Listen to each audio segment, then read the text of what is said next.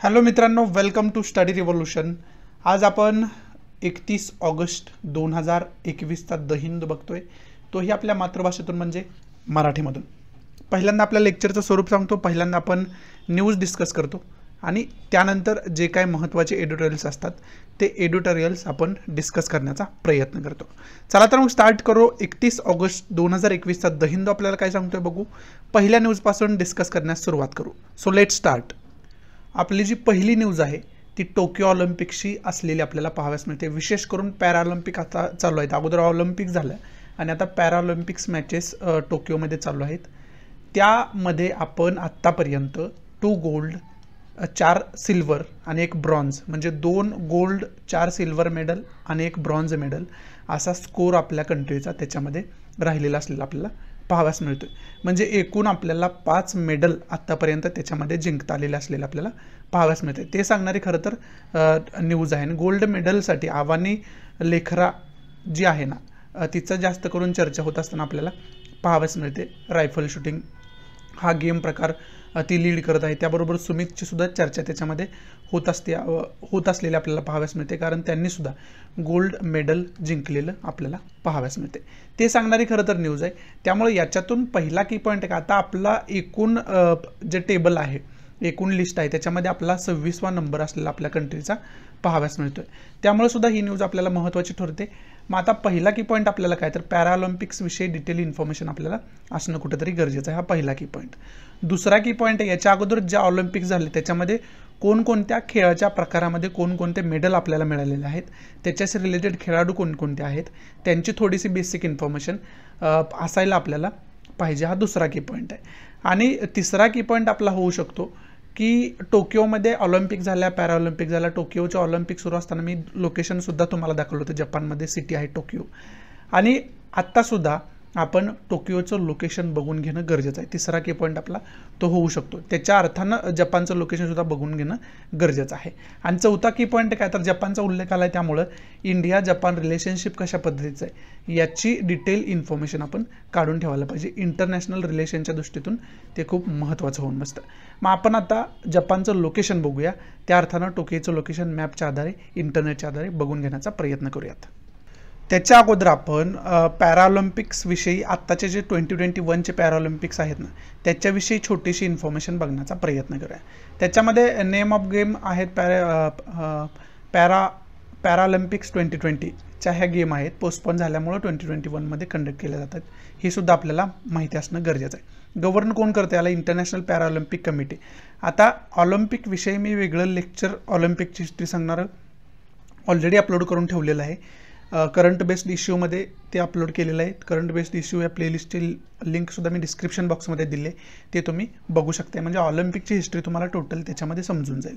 Stadium नियम काय आहे, कोणत्या स्टेडियमवर हे कंडक्ट केले जाते तर ऑलिम्पिक स्टेडियम टोकियोमध्ये हे कंडक्ट केले जाते। पॅराऑलिम्पिक शेड्यूल डेट काय होते, स्केड्यूल काय होते याचं तर 24 ऑगस्ट ते 5 सप्टेंबर 2021 हे त्याचं स्केड्यूल असलेलं आपल्याला पाहाव्यास मिळते। मोटो त्याचा काय, हा मोटो खूप महत्त्वाचा आहे। याच्यावरती डायरेक्ट क्वेश्चन विचारू शकतात। ऑलिम्पिकचा मोटो काय आहे आणि पॅराऑलिम्पिकचा मोटो काय आहे, हे दोन्ही तुम्हाला माहिती पाहिजे। पॅराऑलिम्पिकचा मोटो आहे युनायटेड बाय इमोशन्स, हा पॅराऑलिम्पिकचा मोटो असलेला पाहाव्यास मिळते। याच्यामध्ये जवळजवळ 163 कंट्रींनी पार्टिसिपेट केलेलं आपल्याला पाहाव्यास मिळतं।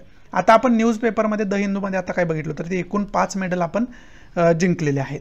पण आता लेटेस्ट अपडेट काय सांगते तर एकूण 7 मेडलची टॅली आपली झालेली असलेली आपल्याला पाहाव्यास मिळते, कारण ऑनलाईन इंटरनेटवर आपण बघतो त्यामुळे आपल्याला लेटेस्ट अपडेट जाणवते। कारण आज जरी पेपर आला असला द हिंदूचा तर ते कालच्या न्यूजनुसार तो पेपर छापलेला असतो, परंतु ही जी आकडेवारी आहे ती लेटेस्ट आकडेवारी आहे, म्हणून इथं 7 दाखवत आहे आणि द हिंदूमध्ये आपण बघितलं तर 5 टॅली दाखवत होतं। पण आत्तापर्यंत 7 मेडल जिंकण्यात यश आलेलं आपल्याला। त्याच्यामध्ये सुमित आहे, त्यांनी गोल्ड मेडल जिंकलेले आहे। आव्हानी लेखरा आहे, त्यांनी गोल्ड मेडल जिंकलेलं आहे। देवेंद्र झाझरिया आहे, सिल्वर मेडल जिंकलेलं आहे। योगेश कथुनिया सिल्वर मेडल जिंकलेलं आहे यांनी। त्यानंतर सुंदर सिंग गुर्जर ब्रॉन्झ मेडल यांनी जिंकलेलं आहे। त्यानंतर निषाद कुमार यांनी सिल्वर मेडल जिंकलेलं आहे आणि भाविनाबेन पटेल यांनी सिल्वर मेडल जिंकलेलं आपल्याला पाहाव्यास मिळते। ही लिस्ट जी आहे मेडलच्या आत्तापर्यंत आपण एवढे मेडल पॅराऑलिम्पिकमध्ये जिंकलेले असलेले आपल्याला पाहाव्यास मिळतात. आणि जी रँक आहे त्याच्यामुळं 26 जी सांगितलं तुम्हाला मी, ती रँकसुद्धा कुठंतरी चेंज झालेली आपल्याला पाहाव्यास मिळते. त्यामुळं रँक जी आहे ती फायनल ज्यावेळेस ऑलिम्पिक संपतील, पॅराऑलिम्पिक संपतील त्यावेळेस ती इन्फॉर्मेशन टोटल चेक करणं गरजेचं असतं, कारण ही इन्फॉर्मेशन जोपर्यंत ऑलिम्पिक आहेत तोपर्यंत अपडेट होत राहत असते. आता आपण टोकियोचं लोकेशन बघूया, जपानचं लोकेशन बघू इंडियापासून कशा पद्धतीने आहे ते. इथं आपण या मॅपच्या आधारे आपण टोकियोचं लोकेशन बघू शकतो. इथं आपल्याला जपान पाहावयास मिळतो, त्याच्यामध्ये टोकियो ही एक सिटी आहे आणि तिथंच ऑलिम्पिक आणि पॅराऑलिम्पिक या कंडक्ट यावेळेस केलेलं पाहावयास मिळतात. आणि इथून या साईडला गेलो आपण तर इथं आपला इंडिया आपल्याला पाहावयास मिळतं, समजते. आणि इंडियापासून या ठिकाणी जपानचं जे आहे ते लोकेशन आपल्याला पाहावयास मिळते. त्याचबरोबर नॉर्थ कोरियासुद्धा आज न्यूजमध्ये जास्त आहे, त्यामुळे नॉर्थ कोरियाचं सुद्धा इथंच लोकेशन आपण बघून ठेवणं गरजेचं आहे. इथं नॉर्थ कोरिया आहे, इथं साऊथ कोरिया आहे. आणि बाकी इन्फॉर्मेशन बघायची झाली तर इथं सी ऑफ जपान पाहावयास मिळतोय, इकडे येल्लो सी पाहावयास मिळतो आपल्याला, इकडं ईस्ट चायना सी पाहावयास मिळतोय, इकडं फिलिपाईन्स सी पाहावयास मिळतो, इकडं साऊथ चायना सी पाहावयास मिळतो. या साऊथ चायना सीच्या एरियाविषयीच आपण काल डिटेलमध्ये इन्फॉर्मेशन बघितली होती, कारण चायना जो आहे ना तो याच साऊथ चायना सीमध्ये आपला वारंवार बेकायदेशीर हस्तक्षेप करत असतो. त्याच्या शेजारील ज्या महत्त्वाच्या कंट्रीज आहेत त्याच्यामध्ये व्हिएतनाम, कंबोडिया, फिलिपाईन्स आहे, इकडं मलेशिया आहे, सिंगापूर आहे. यांना डावलून म्हणजे यांचा डिसरिस्पेक्ट करून इथं स्वतःचं वर्चस्व प्रस्थापित करण्याचा प्रयत्न चायना वारंवार करत असतो. आणि इंडियाचा सुद्धा या समुद्राच्या मार्गे व्यापार कशा पद्धतीने चालतो हे सुद्धा आपण काल डिस्कस केलं होतं. त्यानंतर इकडं गुल्फ ऑफ थायलंड आहे, इथं अंदमान सी आहे, इकडं बे ऑफ बेंगॉल पाहाव्यास मिळतोय आणि इकडं सेलेब सी पाहाव्यास मिळतो, इथं जावा सी आपल्याला खाली पाहाव्यास मिळतोय. समजतं. हे आपण प्रयत्न केला की जपानचं लोकेशन इंडियापासून कशा पद्धतीने आहे ते बघण्याचा. पुढची न्यूज आहे ती अफगाणिस्तानशी रिलेटेड न्यूज असलेली आपल्याला पाहाव्यास मिळते. आणि अफगाणिस्तानमध्ये काबूल एअरपोर्टवरती पहिल्यांदा एक बॉम्बस्फोट झाला होता, त्यानंतर आत्ता एक रॉकेट तिथं स्ट्राईक करण्यात आलेलं, म्हणजे रॉकेटच्या माध्यमातून तिथं स्फोट करण्यात आलेला आपल्याला पाहाव्यास मिळतो, अटॅक करण्यात आलेला आपल्याला पाहाव्यास मिळतो. आणि ISIS जी ऑर्गनायझेशन आहे ती वारंवार अशा पद्धतीच्या कृती अफगाणिस्तानमध्ये करत असताना आपल्याला पाहाव्यास मिळते. त्याच्याशी रिलेटेड ही न्यूज असलेली आपल्याला पाहाव्यास मिळते. मग याच्यातून आपले जे डिफेन्स मिनिस्टर आहेत त्यांनी सुद्धा सांगितलं आहे की अफगाणिस्तानमध्ये जी काही सिच्युएशन चालू आहे त्याचा थ्रेट फक्त अफगाणिस्तानला नसून तो अनेक देशांच्या सिक्युरिटीला असलेला आपल्याला पाहाव्यास मिळतो, सुरक्षिततेला असलेला आपल्याला पाहाव्यास मिळतो, असं राजनाथ सिंग यांनी सांगितलेलं आपल्याला पाहाव्यास मिळतं. म्हणजे इनडायरेक्टली त्यांना असं सांगायचं आहे की भविष्यामध्ये इंडियाला सुद्धा अशा प्रकारचा धोका निर्माण होऊ शकतो, त्यामुळं आपण सुद्धा तेवढ्याच प्रमाणात सतर्क राहणं गरजेचं आहे, असं सुद्धा त्यांना सांगायचं असलेलं आपल्याला पाहाव्यास मिळतं. मग याच्यातून की पॉईंट आपल्याला काय बघायचं आहे तर अफगाणिस्तानचं लोकेशन व्यवस्थितरित्या बघून ठेवणं गरजेचं आहे, जे की आपण रोज बघतोय जेव्हापासून अफगाणिस्तान न्यूजमध्ये आहे तेव्हापासून. आज पण आपण अफगाणिस्तानचं लोकेशन व्यवस्थितरित्या बघणं गरजेचं आहे. आणि दुसरा पॉईंट काय आहे तर अफगाणिस्तान इंडिया रिलेशनशिप कशा पद्धतीचं आहे हे सुद्धा आपण बघून ठेवणं गरजेचं होऊन बसतं. इंटरनॅशनल रिलेशनच्या दृष्टीतून खूप महत्त्वाचा तो पॉईंट असलेला पाहाव्यास मिळतो. मग आपण आता अफगाणिस्तानचं लोकेशन व्यवस्थितरित्या बघून घेऊयात. इथं आपण अफगाणिस्तानचं लोकेशन व्यवस्थितरित्या बघू शकतो. इथं इंडिया आहे आणि इंडियातून या साईडला गेला आपण तर इथं अफगाणिस्तान आपल्याला पाहाव्यास मिळतं. शेजारील इतर कंट्री कोणकोणते आहेत त्याच्यामध्ये पाकिस्तान आहे, इंडिया तर आहेच, त्यानंतर इकडे चायना पाहाव्यास मिळतो, इकडे ताजिकिस्तान आहे, उझबेकिस्तान आहे, तुर्कमेनिस्तान आहे, इराण आहे. या महत्त्वाच्या अफगाणिस्तानला बाउंड्री लाईन टच करणाऱ्या शेजारील कंट्री असलेल्या आपल्याला पाहाव्यास मिळते. बाकी टॉपोग्राफी जसं आपण बघितलं इथं कॅस्पियन सी आहे, इकडं ब्लॅक सी आहे, इकडं मेडिटरेनियन सी, हा तर इराणियन सीचा एरिया पाहाव्यास मिळतोय, इकडं रेड सी आहे, इथं पर्शियन गुल्फ आहे, हा गुल्फ ऑफ ओमानचा एरिया आहे, हा गुल्फ ऑफ ॲडन आहे आणि हा अरेबियन सी असलेला आपल्याला पाहाव्यास मिळतोय. हे आपण बघण्याचा प्रयत्न केला की अफगाणिस्तानचं लोकेशन कशा पद्धतीनं आहे मॅपच्या आधारे. पुढची न्यूज आहे ते UPचे CM योगी आदित्यनाथ जे आहेत ना त्यांनी मथुरामध्ये विशेष करून लिकर आणि मीठ बॅन केलेलं असलेलं आपल्याला पाहाव्यास मिळते. लिकर म्हणजे मादक पदार्थ, दारू वगैरे म्हणू शकतो आपण त्याला, आणि मीठ, मांस वगैरे अशा प्रकारचं पदार्थ जे आहेत विकण्यासाठी किंवा हे मांस डायरेक्ट विकण्यासाठी, लिकर विकण्यासाठी बॅन लावलेलं आपल्याला पाहाव्यास मिळते, बॅन केलेलं आपल्याला पाहाव्यास मिळते. ते सांगणारी खरं तर न्यूज आहे. आता हे चीफ मिनिस्टर योगी आदित्यनाथ जे आहे ते उत्तर प्रदेशचे चीफ मिनिस्टर आहेत, त्यामुळे उत्तर प्रदेशचं इंडियन पॉलिटिकल मॅपच्या माध्यमातून आपण लोकेशन बघण्याचा प्रयत्न करूयात. हे आपण बघू शकतोय की या इंडियन पॉलिटिकल मॅपच्या माध्यमातून उत्तर प्रदेशचं लोकेशन इथं आहे आणि शेजारील राज्य कोणकोणती महत्त्वाचे आहेत त्याच्यामध्ये उत्तराखंड आहे, त्याच्यामध्ये हिमाचल प्रदेश इतर बाउंड्री लाईन शेअर करतं, त्यानंतर इथं हरियाणा आहे, दिल्ली आहे, त्याचबरोबर इकडं राजस्थान पाहावयास मिळतं आहे, इथं मध्य प्रदेश आहे, इकडे छत्तीसगड आहे, इकडं झारखंड आहे आणि इकडं बिहार आहे. या राज्यांची बाउंड्री उत्तर प्रदेशला शेअर होत असताना आपल्याला पाहावयास मिळते आणि इंटरनॅशनल बाउंड्री फक्त नेपाळची बाउंड्री उत्तर प्रदेशला इथं शेअर होत असताना आपल्याला पाहावयास मिळते. हे आपण प्रयत्न केला उत्तर प्रदेशचं लोकेशन बघण्याचा इंडियन पॉलिटिकल मॅपच्या आधारे. पुढची न्यूज आहे ती आसामशी रिलेटेड असलेली आपल्याला पाहावयास मिळते आणि आसाममध्ये मोठ्या प्रमाणात पूर परिस्थिती निर्माण झालेली आहे. जवळजवळ 21 डिस्ट्रिक्ट 21 जिल्हे जे आहेत ते अफेक्टेड त्याच्यामुळे झालेले आपल्याला पाहावयास मिळतात आणि त्याच्यामध्ये आत्तापर्यंत 2 लोकांचा मृत्यू झालेला आपल्याला पाहावयास मिळते. उत्तराखंडमध्ये सुद्धा तशीच परिस्थिती आपल्याला पाहावयास मिळते. जवळजवळ 5 लोकांचा मृत्यू झालेला आपल्याला पाहावयास मिळतो. आणि इथं विशेष करून आसामची न्यूज आपण का बघतोय तर आसामच्या न्यूजमध्ये जवळजवळ महत्त्वाचं म्हणजे 70% काझीरंगा वाईल्ड लाईफ सँक्च्युरी जी आहे ती 70% पाण्याखाली गेलेली आपल्याला पाहावयास मिळते. त्यामुळं तिथले जे महत्त्वाचे प्राणी आहेत, जैवविविधता आपण जपण्याचा प्रयत्न करतोय ती सुद्धा त्या जैवविविधतेला सुद्धा धोका निर्माण झालेला आपल्याला पाहावयास मिळते. विशेष करून काझीरंगा नॅशनल पार्क जो आहे ना तो वन हॉर्न रायनोसॉरसाठी ओळखला जातो, म्हणजे एकशिंगी गेंड्यासाठी ओळखला जातो. त्यामुळं हा सुद्धा जास्त न्यूजमध्ये आहे म्हणून आपला की पॉईंट पहिला होऊ शकतो की काझीरंगा नॅशनल पार्कविषयी डिटेल इन्फॉर्मेशन आपल्याला असणं गरजेचं आहे. आणि त्याचबरोबर पोबितोरा नॅशनल वाईल्ड लाईफ सँक्च्युरीसुद्धा इथं उल्लेख करायला पाहावयास मिळतो. त्या सँक्च्युरीमध्ये सुद्धा अशी परिस्थिती निर्माण झाली, त्यामुळे पोबितोरा वाईल्ड लाईफ सँक्च्युरी विषयीसुद्धा डिटेल इन्फॉर्मेशन आपण काढून ठेवायला पाहिजे. हे की पॉईंट आपले या न्यूजच्या अंतर्गत होऊ शकते. त्याचबरोबर आसामचं लोकेशन इंडियन पॉलिटिकल मॅपचा आधार घेऊन बघणं गरजेचं होऊन बसतं. मग त्या आसामचं लोकेशन व्यवस्थितरित्या बघण्याचा आपण प्रयत्न करूयात इंडियन पॉलिटिकल मॅपचा आधार घेऊन. त्याच्या अगोदर काझीरंगा नॅशनल पार्कमधल्या या काही इमेजेस आहेत त्या बघणं गरजेचं आहे जेणेकरून तुमच्या हे परमनंट लक्षामध्ये राहण्यासाठी. इथं इमेजेस वेगवेगळ्या आपण काझीरंगामधल्या बघू शकतोय. कशा पद्धतीनं पर्यटकांची तिथं सोय केलेली असते, कशा पद्धतीनं पर्यटक जे आहेत ते हातीची सवारी घेऊन तिथं वेगवेगळ्या प्रकारच्या वेगवेगळे भाग जे आहेत काझीरंगा नॅशनल पार्कचे ते बघू शकतायत. हे आपण पाहू शकतो आणि विशेष करून इमेजेसमध्ये आपल्याला काय पाहावयास मिळते तर एक शिंगी गेंडा प्रामुख्याने तिथं आढळतो आणि त्यांच्या रक्षणासाठीच खरं तर काझीरंगा नॅशनल पार्कची स्थापना केली गेलेली आहे हे सुद्धा आपण म्हणू शकतोय. हे काही इमेजच्या माध्यमातून आपण बघण्याचा प्रयत्न केला जेणेकरून आपल्याला परमनंट हे लक्षात राहावं याच्यासाठी. आता आपण लोकेशन बघू आसामचं. या मॅपच्या आधारे आपण आसामचं लोकेशन मिळसरित्या बघू शकतो. इथं आपल्याला आसाम पाहावयास मिळतोय. शेजारील राज्यांचा जर विचार केला तर त्याच्यामध्ये वेस्ट बेंगॉल आहे, इथं बाउंड्री लाईन टच करते. इकडं मेघालय आहे, त्यानंतर इकडं त्रिपुरा आहे, मिझोराम आहे, मणिपूर आहे, नागालँड आहे, इकडं उत्तरेला अरुणाचल प्रदेश पाहावयास मिळते. आणि इंटरनॅशनल बाउंड्रीचा जर आपण विचार केला तर त्याच्यामध्ये भूतानची बाउंड्री टच करते, नेपाळची बाउंड्री आसामला नाही, नेपाळची बाउंड्री नाही करत टच, भूतानची बाउंड्री टच करते आणि बांगलादेशची बाउंड्री टच करते आणि नेपाळची बाउंड्री वेस्ट बेंगॉलला टच करते इथं. त्यामुळे 2 देशांची बाउंड्री टच करते, बंगालची आणि बांगलादेशची आणि भूतानची. सो हा आपण प्रयत्न केला की आसामचं लोकेशन व्यवस्थितरित्या बघण्याचा इंडियन पॉलिटिकल मॅपचा आधार घेऊन. पुढची न्यूज आहे ती जालियनवाला बाग मेमोरियल आहे. त्याचं उद्घाटन काही दिवसांपूर्वी व्हर्च्युअल कॉन्फरन्सद्वारे नरेंद्र मोदी यांच्याकडून झालं होतं, आपले प्राईम मिनिस्टर जे आहेत त्यांच्याकडून.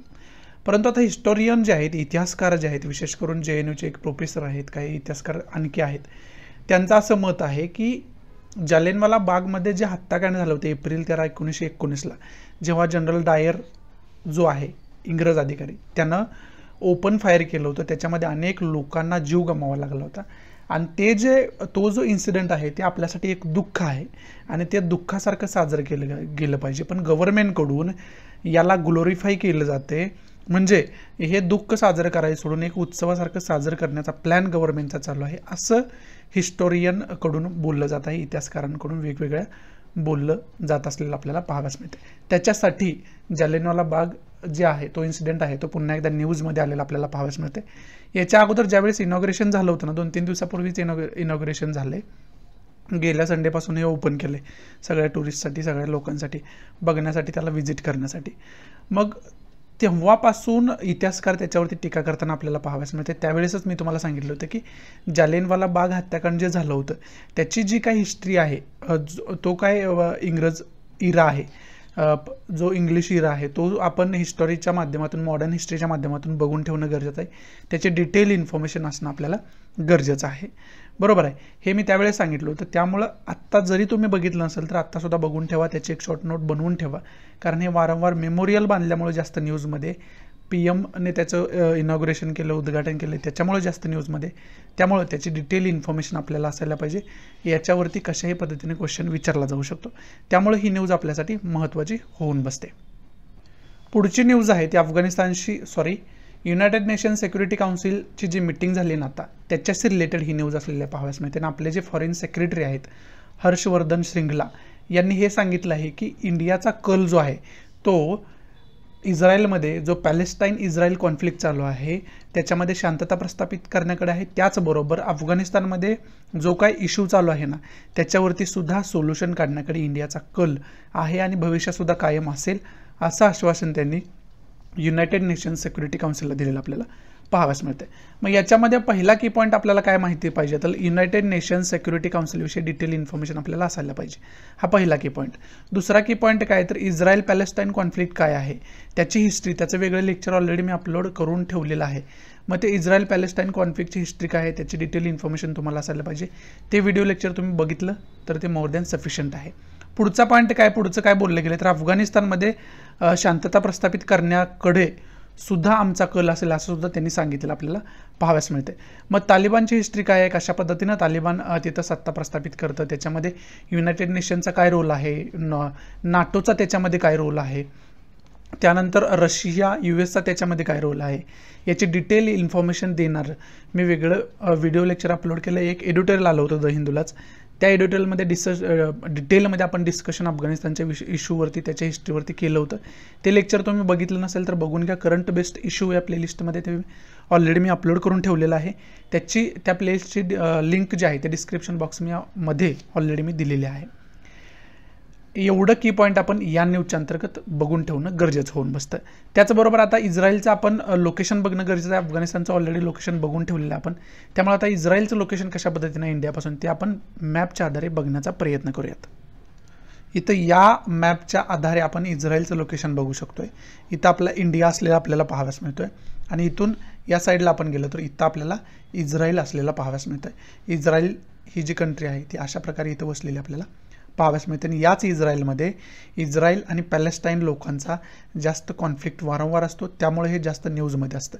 आणि शेजारील कंट्री जर विचार केला तर त्याच्यामध्ये इजिप्त इकडे पाहाव्यास मिळते, इथं जॉर्डन आहे, इकडे लेबनॉन आहे, इकडे सिरिया आहे, इथं सायप्रस बेट आपल्याला पाहाव्यास मिळते.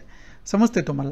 हे आपण लोकेशन बघण्याचा प्रयत्न केला इस्रायलचा. आणि इतर टॉपोग्राफी जर बघितले तर त्याच्यामध्ये इकडं रेड सी आहे, पर्शियन गुल्फ आहे, गुल्फ ऑफ ओमान आहे, इकडं जे आहे ते गुल्फ ऑफ एडनचा एरिया पाहाव्यास मिळतो, इकडं मेडिटरेनियन सीचा एरिया आपल्याला पाहाव्यास मिळतोय. हे आपण लोकेशन बघण्याचा इस्रायलचा प्रयत्न केला आणि इतर टॉपोग्राफीसुद्धा त्याच्या माध्यमातून बघण्याचा प्रयत्न केला. पुढची न्यूज आहे जम्मू आणि काश्मीरशी रिलेटेड न्यूज असलेली आपल्याला पाहाव्यास मिळते. जम्मू आणि काश्मीरमध्ये विशेष करून पाश्मिना शॉल ज्या आहेत त्या खरं तर हातानं बनवलेल्या हँडमेड शाल असतात. ह्या ज्या शाल बनवण्याचं जे उद्योग आहे तो घरच्या स्त्रिया खरं तर हाताने बनवताना आपल्याला पाहाव्यास मिळतात. हे कुठंतरी मागं पडत असलेलं आपल्याला पाहाव्यास मिळते. त्याच्यासाठी गव्हर्नमेंट जे आहे ते पुन्हा एफर्ट्स करत असताना पाहाव्यास मिळते. आणि अशा प्रकारे अशा ज्या पाश्मिना शॉल्स आहेत या बनवण्यामध्ये जास्तीत जास्त स्त्रिया कशा पद्धतीनं इन्व्हॉल्व्ह होतील आणि त्याच्यामध्ये मधून कशा पद्धतीनं रोजगार जनरेट होईल. आणि पाश्मिना शॉल जी आहे ती एक आयडेंटिटी आहे जम्मू आणि काश्मीरची, तीसुद्धा बरकरार राहिली पाहिजे, तशा पद्धतीनंच राहिली पाहिजे याच्यासाठी सुद्धा गव्हर्नमेंट प्रयत्न करताना आपल्याला पाहाव्यास मिळते.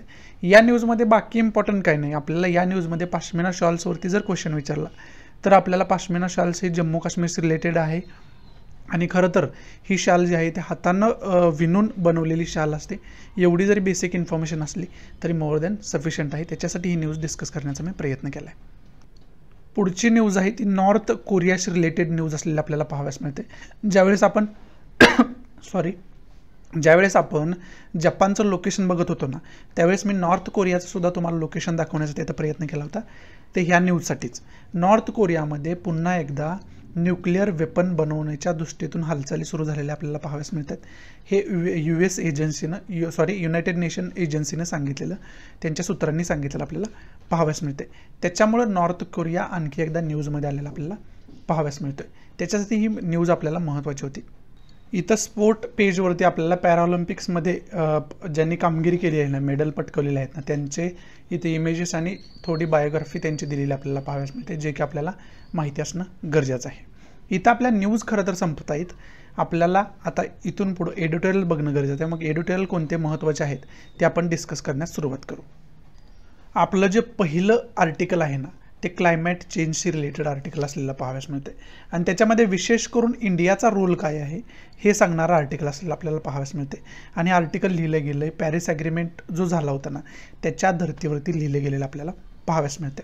मग आता याच्यामध्ये सांगितलं की पॅरिस ॲग्रीमेंटमध्ये क्लायमेट चेंजशी रिलेटेड ॲग्रीमेंटमध्ये इन्व्हॉल्व्ह होणारा इंडिया हा एकच देश होता का? तर नाही. याच्यामध्ये ग्रुप 20चे इतरही देश होते. ग्रुप 20मध्ये आणखीसुद्धा मेंबर त्याच्याशी कमिटेड असलेले आपल्याला पाहाव्यास मिळाले होते.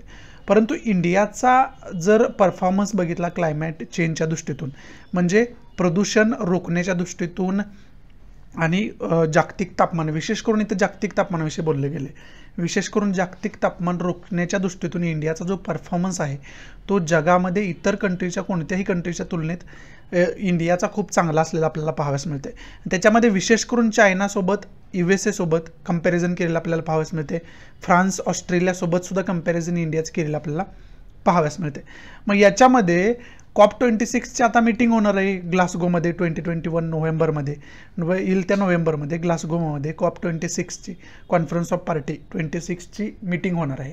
आणि त्याच्यामध्ये सुद्धा इंडियाला प्रश्नाची उत्तरं द्यावं लागतील की क्लायमेट चेंजच्या दिशेनं इंडियानं कोणकोणत्या पद्धतीची पावले उचलली गेली इंडियाकडून, याच्याशी इंडियाला प्रश्नोत्तर करावे लागतील, म्हणजे उत्तर द्यावे लागतील, असं सुद्धा याच्यामध्ये सांगितलेलं आपल्याला पाहाव्यास मिळते. मग विशेष करून इथं काय करायचं आहे तर CO2 काय केलेलं आहे तर CO2 एमिशन्सचा उल्लेख इथं आलेला आहे. CO2 एमिशन्स विषयी बोलले गेले, म्हणजे कार्बन डायऑक्साईड एमिशन्स कशा पद्धतीने आणि क्योटो प्रोटोकॉल जो होता त्याच्यानुसार आपल्याला काय करायचं आहे तर कार्बन डायऑक्साईड एमिशन्स कमी करायचं आहे प्रत्येक कंट्रीला. ज्या कंट्रीज विशेष करून पॅरिस ॲग्रीमेंटशी रिलेटेड आहेत, COP26शी रिलेटेड आहेत, G20शी रिलेटेड विशेष करून आहेत त्या कंट्रींना. परंतु याच्यामध्ये काय सांगितलं, याच्यामध्ये इतर सुद्धा कंट्री आहेत, त्याच्यामध्ये चायना आहे, त्याच्यामध्ये USA आहे. परंतु या कंट्रींचा जो परफॉर्मन्स आहे तो या ॲग्रीमेंटनुसार नाही. त्या कंपनी ग्राउंड लेवलला तशा पद्धतीनं काम करताना दिसत नाही जशा पद्धतीनं इंडिया काम करते. मग याच्यामध्ये काय सांगितलं आहे, चायना अँड US कुड emit 5 times more than India in 2030. म्हणजे याच्यामध्ये हे सांगितलं आहे की कार्बन डायऑक्साईड एमिशन इंडियाचं बघितलं तर इंडियाच्या तुलनेत चायना घ्या किंवा USA घ्या, जवळजवळ 5 पटीनं जास्त एमिशन्स या कंट्री करत असताना आपल्याला पाहाव्यास मिळतात. म्हणजे ग्लोबल वॉर्मिंगसाठी सर्वात जास्त जबाबदार असणाऱ्या कंट्रीज आहेत चायना आणि USA. परंतु दबाव तुम्ही कोणावरती आणताय तर दबाव तुम्ही इंडियावरती आणताय, असं सुद्धा एक अँगल याच्यामध्ये सांगण्याचा प्रयत्न केला आहे. मग चायना सुद्धा कमिट आहे की ग्लोबल वॉर्मिंग कमी करण्यासाठी. परंतु चायना आपल्याला जगातला सगळ्यात जास्त CO2 एमिशन्स करणारा देश असलेला पाहाव्यास मिळतो. सगळ्यात जास्त कार्बन डायऑक्साईड एमिशन यांचंच आहे, उत्सर्जन यांचंच आहे. त्याचबरोबर कोल मायनिंग जे आहे किंवा कोल प्रोडक्शन जे आहे ते जगातील प्रत्येक कंट्री ट्राय करते की कोल प्रोडक्शन कमी व्हावं, म्हणजे कोळशाचा वापर कमी व्हावा.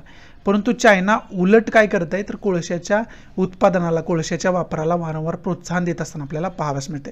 मग कुठंतरी अशी परिस्थिती निर्माण होते की चायना फक्त कागदावरती अशा प्रकारची वचनं देत आहे, परंतु ग्राउंड लेवलला वेगळ्याच कृती करताना आपल्याला पाहाव्यास मिळते, असं सुद्धा आपण म्हणू शकतोय. आणि तशीच थोडी फार प्रमाणात परिस्थिती USAची सुद्धा आहे, असं इथं सांगण्याचा प्रयत्न केला आहे. परंतु इंडियाचा जर त्याच्यामध्ये विचार केला तर इंडियाच्या अनेक इन्व्हेस्टमेंट ज्या आहेत ना, त्या इन्व्हेस्टमेंट आहेत CO2 एमिशन्स कमी करण्याच्या दृष्टीनं, इन्व्हायरमेंटचा चांगल्या पद्धतीचं करण्याच्या दृष्टीतून इंडियाने वेगवेगळ्या इन्व्हेस्टमेंटसुद्धा केलेल्या आपल्याला पाहाव्यास मिळतात. ग्राउंड लेवलला तशा पद्धतीने इंडियानं कामसुद्धा केलेलं आपल्याला पाहाव्यास मिळते, असं या आर्टिकलमध्ये या आर्टिकलमध्ये सांगण्याचा प्रयत्न केला.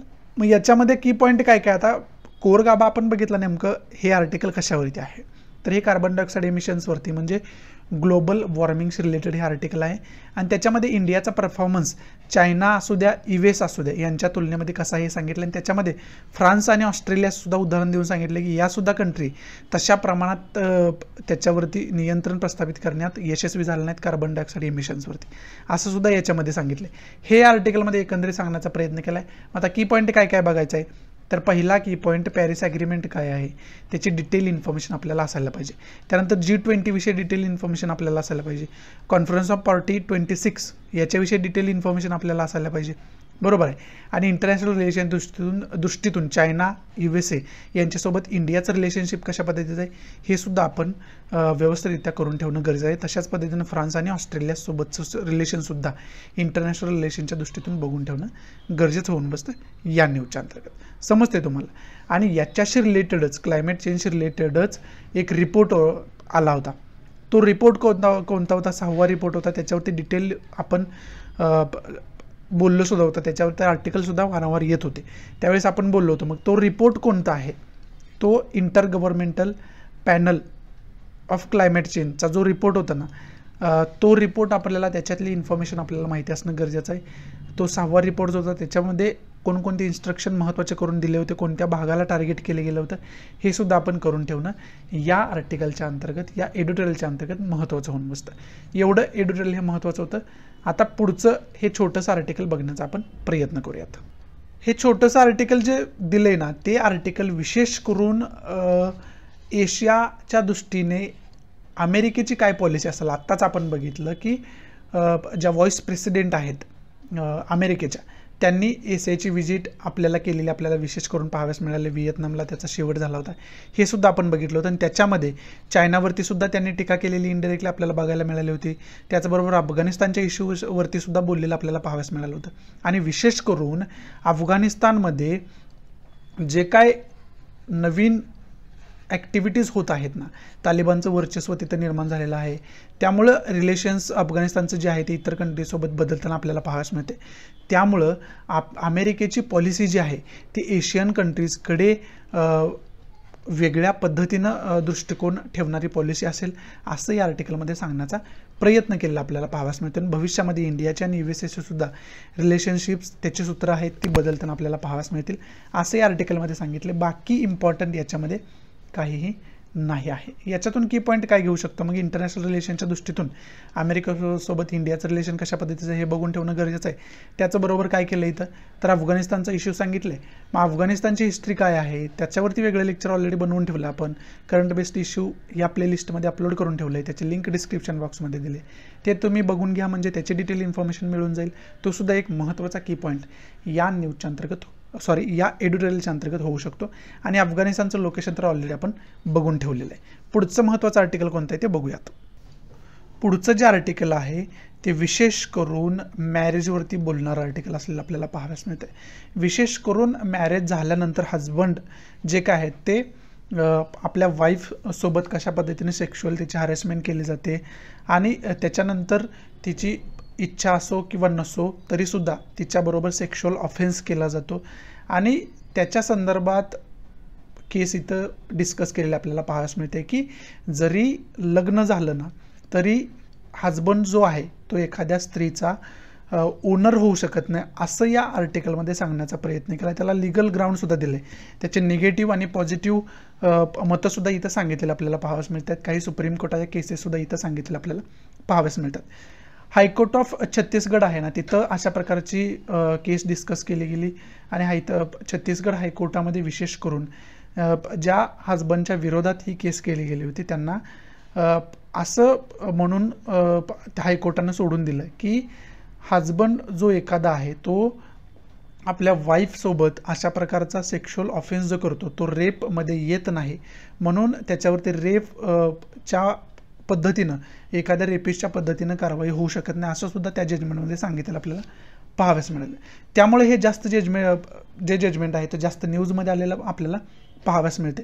आणि याच्यामधून असा अर्थ काढला जातो आहे की मग मॅरेज झाल्यानंतर स्त्रीची कोणतीही डिग्निटी नाही आहे, स्त्रीची कोणती इंडिव्हिज्युअलिटी नाही, तिला लाईफ अँड लिबर्टीचा जो अधिकार फंडामेंटल राईट आपल्याला आर्टिकल 21च्या अंतर्गत दिलेला आहे तो तिचा हिरावून घेतला जातो मॅरेजनंतर, अशी तर कंडिशन निर्माण होत नाही आहे ना, असं तर न्यायव्यवस्थेला मानायचं नाही आहे ना, असं सुद्धा प्रश्न विविध क्षेत्रातून उठलेला आपल्याला पाहावयास मिळतात.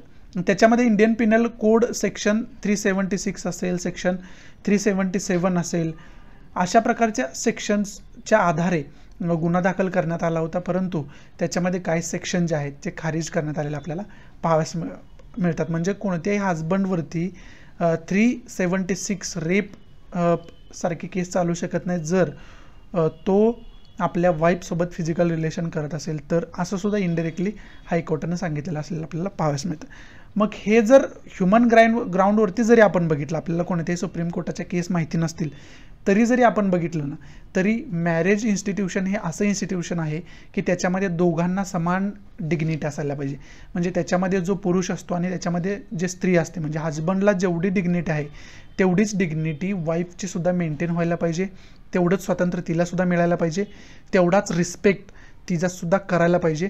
असं आपण ह्युमन ग्राउंडवरती जरी विचार केला ना तरी आपल्याला हे समजू शकतं. परंतु ग्राउंड लेवलला तसं सिच्युएशन आपल्याला पाहाव्यास मिळत नाही.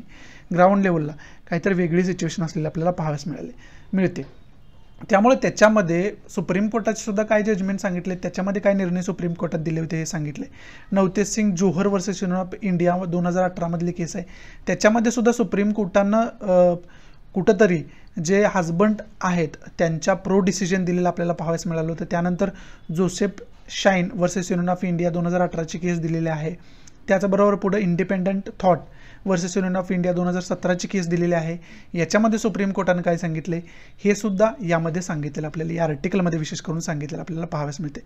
परंतु जर स्त्रियांचे अधिकार अशा पद्धतीने त्यांचे हजबंड हिरावून घेत असतील तर मग सरळ सरळ त्यांच्या मूलभूत अधिकारांचं हनन आहे. त्याच्यामध्ये मग आर्टिकल 21 लाईफ अँड लिबर्टी असू द्या किंवा आर्टिकल 14 राईट टू इक्वॅलिटी म्हणजे समानतेनं जगण्याचा अधिकार असू द्या, हे टोटली आपण हिरावून घेतोय, आपली सिस्टम टोटल हिरावून घेते, असं सुद्धा या आर्टिकलमध्ये सांगण्याचा प्रयत्न केला आहे. समजते तुम्हाला? हे याच्यासाठी इम्पॉर्टंट आर्टिकल आहे, खूप इम्पॉर्टंट हे आर्टिकल आजचं म्हणू शकतो आपण. त्याच्या दृष्टी काय आहे, याच्यामध्ये विशेष करून की पॉईंट काय बघायचे आपल्याला, कशासाठी इम्पॉर्टंट आहे तर सुप्रीम कोर्ट केसेसचा उल्लेख याच्यामध्ये आला आहे. मग स्त्रियांवरती अत्याचारावरती कशाच जरी पद्धतीने क्वेश्चन येऊ द्या, निबंध येऊ द्या, एथिक्समध्ये केस स्टडीच्या दृष्टीतून काही क्वेश्चन येऊ द्या, त्याच्यामध्ये अशा प्रकारचे सुप्रीम कोर्टचे जजमेंट आहेत ना ते तुम्ही कोट करू शकताय. त्याच्यासाठी हे की पॉईंट आजच्या या एडिटोरियलचे आपले होऊ शकत आहेत. हे जजमेंट व्यवस्थितरित्या बघून ठेवणं गरजेचं आहे, बरोबर आहे. आणि त्याचबरोबर फंडामेंटल राईटचा इथं उल्लेख आलेला आहे. त्यामुळे फंडामेंटल राईट जे 12 ते 35 आर्टिकल आहे त्याची डिटेल इन्फॉर्मेशन आपल्याला असायला पाहिजे, त्याचासुद्धा अभ्यास आपण सखोलमध्ये करून ठेवायला पाहिजे.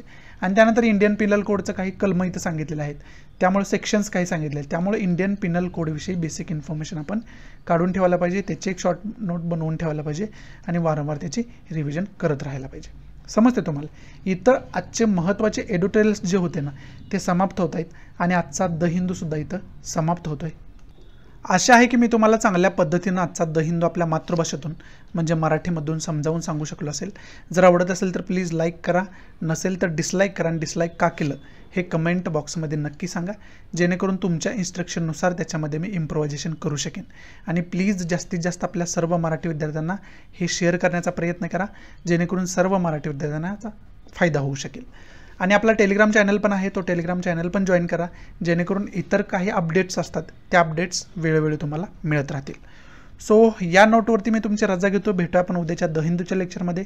तोपर्यंत गुड बाय, टेक केअर, जय हिंद.